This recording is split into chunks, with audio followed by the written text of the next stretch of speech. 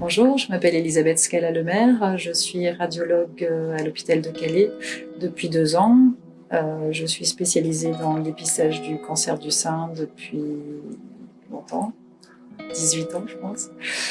Actuellement, on est dans le dépistage dans le cadre d'Octobre Rose, où on a eu une communication via les médias qui incite les dames à venir réaliser leur mammographie. Donc le dépistage, c'est une mammographie tous les 2 ans.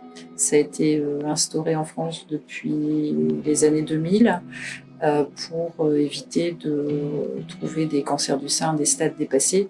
L'intérêt, c'est d'avoir un dépistage rapide et avec des tumeurs vraiment infracentimétriques, ce qui permet d'assurer une guérison à 99% quand les cancers sont vraiment détectés tout petits. Et ça évite également d'avoir des traitements lourds. Donc en général, un cancer du sein dépisté tôt, on a une chirurgie conservatrice, donc on conserve le sein. Après, on y associe de la radiothérapie et souvent une hormonothérapie, c'est un petit comprimé à prendre pendant 5 ans, ce qui évite les chimiothérapies lourdes quand les cancers sont détectés un peu trop tard. Alors, le dépistage du cancer du sein concerne les dames de 50 à 74 ans. Donc la CPAM envoie une invitation aux patientes pour venir réaliser leur mammographie gratuitement. Parfois, on est amené à faire une échographie en complément de la mammographie pour avoir plus de précision sur les images visualisées. Et parfois, il faut également réaliser des biopsies ou des ponctions sur des nodules pour encore avoir d'autres renseignements, savoir si c'est bénin ou malin et si après cela relève d'une indication chirurgicale. On peut également être amené à faire une IRM mammaire, donc c'est encore un autre examen qui complète le bilan des lésions du sein. Après avoir fait une biopsie du sein, nous adressons les patientes en chirurgie si cette analyse est en faveur d'une lésion cancéreuse ou parfois même précancéreuse où on conseille la chirurgie. Donc l'avantage de l'hôpital de Calais, c'est qu'on a un service spécialisé dans la chirurgie du sein. Et ça permet à la patiente de rester dans le même établissement pour le suivi. Et au besoin, il y a aussi la chirurgie plastique, toujours à l'hôpital de Calais, pour reconstruire un sein si une ablation totale a été retenue dans le traitement.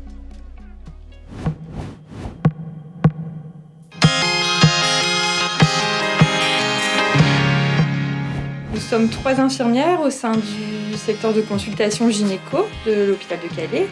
Notre rôle concernant les patientes atteintes d'un cancer du sein est de les recevoir en consultation d'accompagnement. Cette consultation a lieu avant l'intervention chirurgicale. Elle nous permet de faire le point sur le parcours de soins. On répond bien évidemment à leurs questions, leurs interrogations. On essaie de les rassurer au maximum et de bien tout leur expliquer.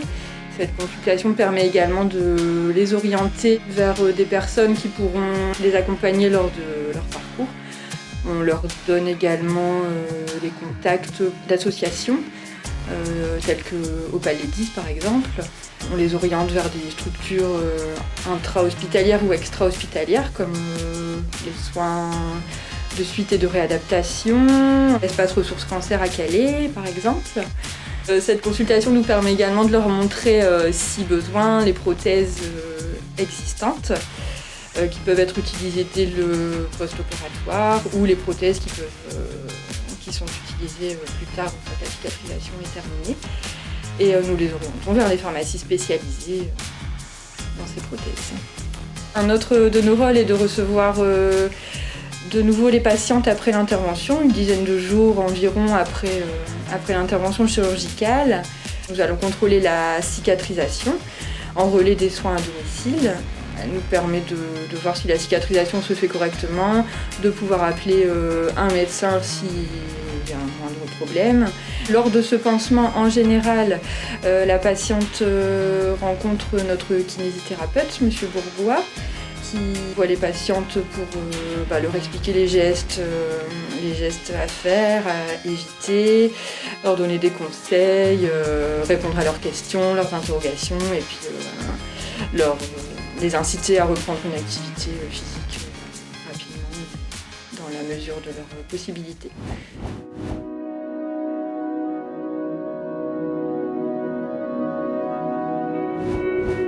Mois d'octobre rose, c'est, je trouve, un élan de générosité, de solidarité, d'espoir aussi pour toutes ces femmes malades.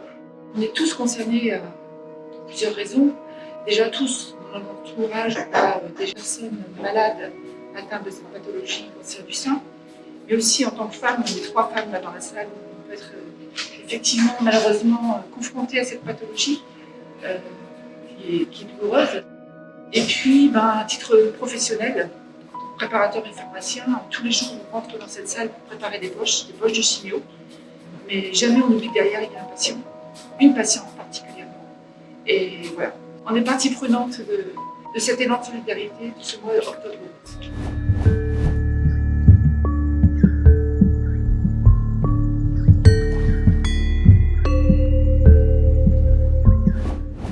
Nous accueillons les patients en hôpital de jour pour tout ce qui est chimiothérapie IV, injectable, entre autres les patients qui sont atteints d'un cancer du sein. Leur parcours de soins, c'est accueil au niveau du secrétariat, puis nous dirigeons les patients en hôpital de jour oncologie. Ils sont accueillis par mes collègues et en chambre, nous les perfusons. Au préalable, ils ont une consultation d'annonce médicale et ensuite une consultation d'annonce paramédicale. Une consultation d'annonce avec l'infirmière de coordination. On leur présente le déroulement de la journée, on leur présente les effets indésirables et de la chimiothérapie. On leur reprend avec eux qu'est-ce qu'ils ont entendu, qu'est-ce qu'ils ont compris.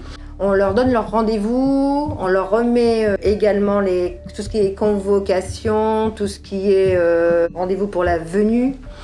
Pour les cancers du sein, on leur parle également des soins de support entre autres qui passent par la diététicienne, par la douleur. Ça passe également par l'ELA, par la psychologue. On leur présente aussi l'éducation thérapeutique du patient, ce qu'on appelle le TP. On leur remet le logigramme de recrutement d'éducation thérapeutique avec les numéros de téléphone pour joindre mes collègues au niveau du plateau au 3e étage. On leur donne également un petit dépliant, un petit triptyque concernant l'éducation thérapeutique du patient en oncologie. On leur présente leur journée au niveau du plateau technique, les activités. Au fil des cures, au fil des chimiothérapies, on leur explique également, on va les diriger parce qu'ils nous posent pas mal de questions aussi sur tout ce qui est chirurgie. Donc au niveau de la chirurgie, on les dirige plutôt vers mes collègues au niveau consultation chirurgie.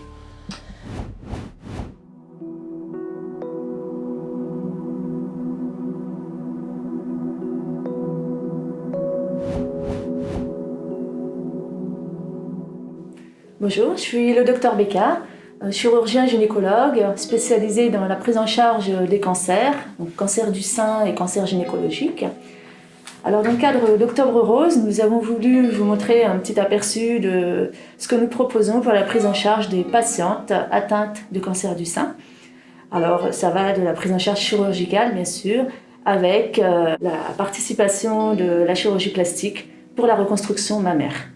Je suis le docteur Van Lerberg, je travaille à l'hôpital de Calais en tant que chirurgien plasticien et j'interviens dans le cadre de la reconstruction mammaire, soit en même temps que les gynécologues lors de la mastectomie, pour une reconstruction immédiate quand ça s'y prête, sinon secondairement, à distance de la mastectomie, on peut pratiquer des techniques de reconstruction mammaire qui permettent de redonner un galbe à la poitrine qui a été opérée.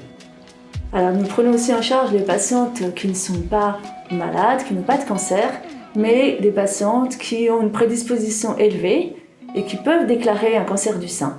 Et ça, c'est la chirurgie préventive que nous proposons également au centre hospitalier de Calais. Dans ces cas-là, on opère à 2 chirurgiens. Le gynécologue réalise la mastectomie et le plasticien reconstruit dans le même temps, quand c'est possible, le volume mammaire. Cette prise en charge passe par différentes étapes. La prise en charge purement technique, mais aussi la prise en charge psychologique de la patiente, avec besoin des entretiens par la psychologue du service. Et surtout, la chose sur laquelle nous insistons, c'est que cette décision n'est pas une décision qu'on prend à la légère. Il faut laisser le temps à la patiente de décider et d'intégrer les choses. En fonction de l'intégration par la patiente des différentes étapes, on peut aller plus ou moins vite dans le protocole de reconstruction suite à la mastectomie. On peut parfois reconstruire immédiatement, mais qui n'est pas toujours la meilleure solution, dans la mesure où la patiente n'a pas forcément eu le temps psychologiquement de se préparer à la reconstruction et au résultat qui en découlera. Parfois, il est plus sage de faire la reconstruction secondairement, le temps que la patiente soit prête psychologiquement à recevoir cette reconstruction qui n'est pas le sein d'origine, qui est autre chose et qui nécessite d'être prêt mentalement avant de faire ce type d'intervention. Dans ce cas-là, on fait la reconstruction secondairement, plus tard. Ce qui est important de savoir, c'est que les patientes ne sont jamais perdues de vue, jamais livrées à elles-mêmes. Depuis le début de la prise en charge, ça commence par le dépistage avec la mammographie. Les patientes sont ensuite orientées vers le chirurgien de leur choix et orientées, guidées pour la prise en charge chirurgicale et ensuite pour la reconstruction. On ne laissera jamais les patientes sans soutien, sans support, surtout quand elles demandent la reconstruction derrière.